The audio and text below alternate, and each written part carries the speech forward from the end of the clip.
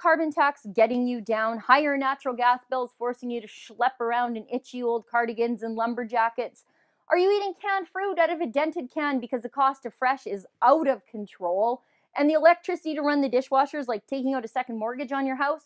Have you lost your job because your company decided they should take their capital to safer investment jurisdictions in Alberta, like Iraq, where ISIS is? Well, then have I got some great news for you. Chin up, my fellow Albertans. The government is here to solve your problems.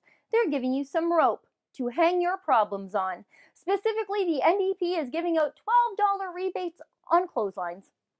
Think about how crazy this is. The NDP just made fuel, groceries, electricity, and home heating more expensive and your jobs more scarce. So they could do things like government sponsor your laundry day. And let's be real, this government twine is far from free. Rachel Notley is carbon taxing us billions of dollars every single year just to hand it back out to us in $12 pieces of string and low-flow shower heads. It is the worst economic downturn in a generation. 200,000 people are out of work. And the NDP is all like, here's this string. Have a low-flow shower head. Did you get your new light bulbs yet? You're welcome, you sewer rats. What planet are we on right now?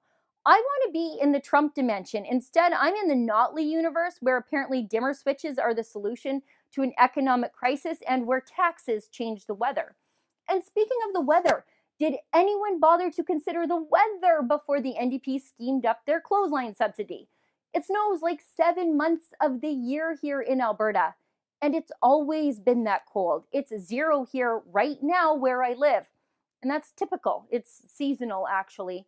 No carbon tax is ever going to change that. Some neighborhoods also, and landlords, don't even allow clotheslines. Condos, attached single-family homes, and apartments often have very specific rules about hanging stuff off of or near the building. Some places don't even allow Canadian flags, and some municipalities have vague laws about clotheslines. They could be covered under local eyesore bylaws, or maybe not. And that's the problem.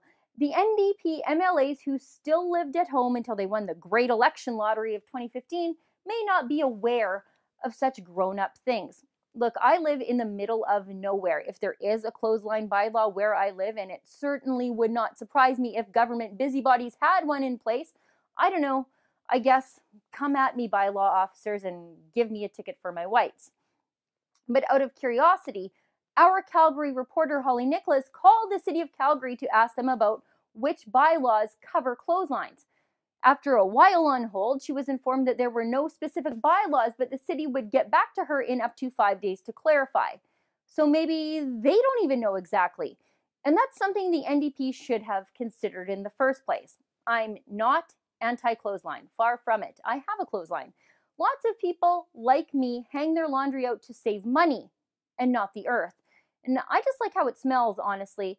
I didn't need the NDP to help me relive my childhood memories of fresh laundry, which, incidentally, was the last time in my life we couldn't afford to run the dryer either. I don't need the government buying me string and taxing me to death to do it.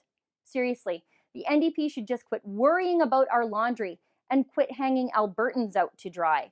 For the Rebel.media, I'm Sheila Gunreed. At The Rebel, it is my full-time job to shine a spotlight on the progressive failures of Canadian politicians. To never miss a story, be sure to subscribe to our new Rebel Canada YouTube page.